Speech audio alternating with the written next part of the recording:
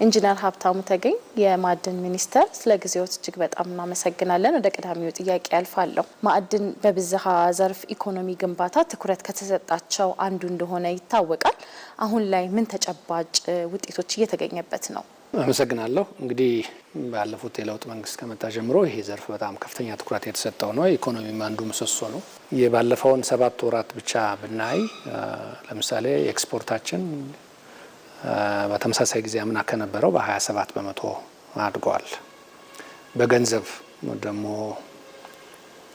ስናየው ከ88 በመቶ በላይ አድጓል። ከአምና ተመሳሳይ ጊዜ ከ3 ቢሊዮን የአሜሪካ ዶላር በላይ ነው።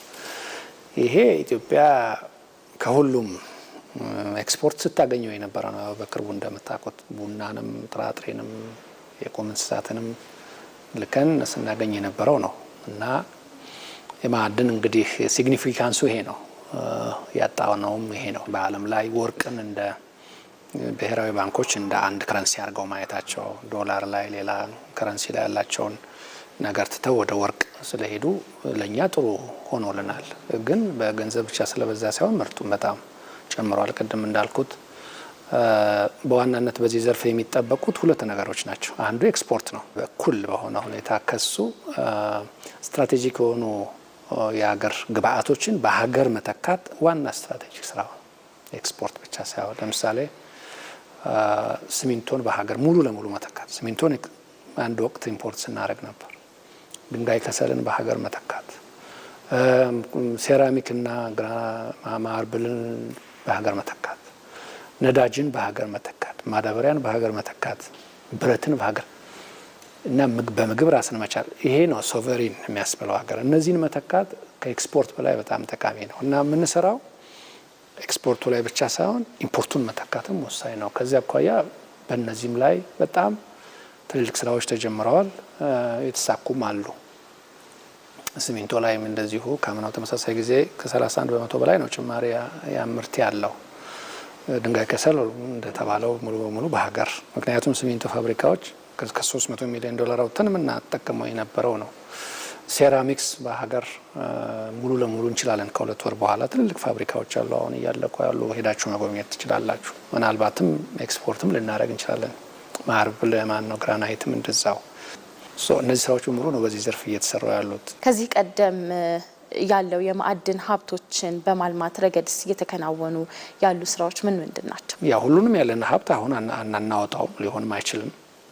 የተመረጡ አሁን ዓለም የሚፈልጋቸው ስራዎች ላይ ደግሞ አሁንም ሞር ሊለሙ የሚችሉ አሉ። እነሱ ላይ ትኩረት እየሰራ ነው። ሊቲየም እና እንደዚህ ኦልሬዲ የቆዩ አሉ።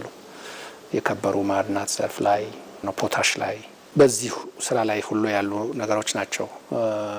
ሬጉላቶሪ ሲስተማችንን ማጠናከር፣ ተቋማችንን ማጠናከር፣ ተጠያቂነትን ማጠናከር አብሮ እንዳለ ሆኖ ማለት ነው። በማዕድን ልማት ላይ ለተሰማሩ ባለሀብቶች የሚደረገው ድጋፍና አዳዲስ ባለሀብቶችንስ ወደ ዘርፉ ለማስገባት እየተሰሩ ያሉ ስራዎች ካሉ ብናውቃቸው። የኢትዮጵያ ውስጥ ያለው ማዕድን ተመራጭ ዘርፍ ነው። ኢንቨስተሮች ሌላ ጎረቤት ሀገር እንዳይሄዱ፣ ሌላ ቦታ ሄደው ከኢንቨስት ከማድረግ ይልቅ፣ ምክንያቱም ሀብቱ እስካለ ድረስ ለምን ኢትዮጵያ ይመጣሉ? ሌላም ሄደው ኢንቨስት ማድረግ ይችላሉ። ተመራጭ ሴናሪዎች አሉ ማለት ነው።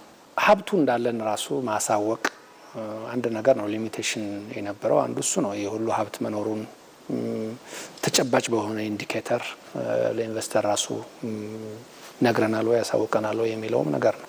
እነዚህ ፕሮጀክቶች አሁን በምርመራ ላይ ያሉት፣ አሁን እየወጡም ያሉት፣ ያስጀመርናቸውም በጣም ከፍተኛ የሆነ ክትትልና ድጋፍ ያላቸው ናቸው። የማክሮ ኢኮኖሚክ ማሻሻያ በኋላ ምናልባትም የውጭ ባለሀብቶችም ሊሆን ይችላል በዘርፉ ላይ ያልነበሩ ባለሀብቶች በዘርፉ ለመሰማራት ያላቸው ፍላጎት ምን ይመስላል? ባለሀብቶቹ ገንዘባቸውን ፎሬን ዳይሬክት ኢንቨስትመንት የገባ ባለሀብት እዚህ ሰርቶ ትርፉን ማውጣት ይፈልጋል። ማውጣቱን ማረጋገጥ ይፈልጋል። የከረንሲ እጥረት የሌለ መሆኑን ማረጋገጥ ይፈልጋል። ይሄ ማለት የሀገሪቱ የውጭ ሪዘርቭ ቋት መብዛት አለበት ማለት ነው።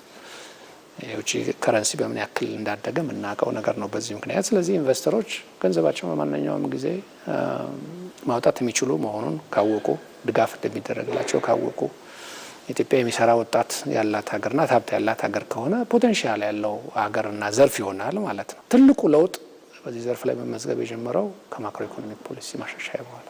የማዕድን ሚኒስትር ኢንጂነር ሀብታሙ ተገኝ ስለነበረን ቆይታ ከልብ እናመሰግናለን። እኔ አመሰግናለሁ።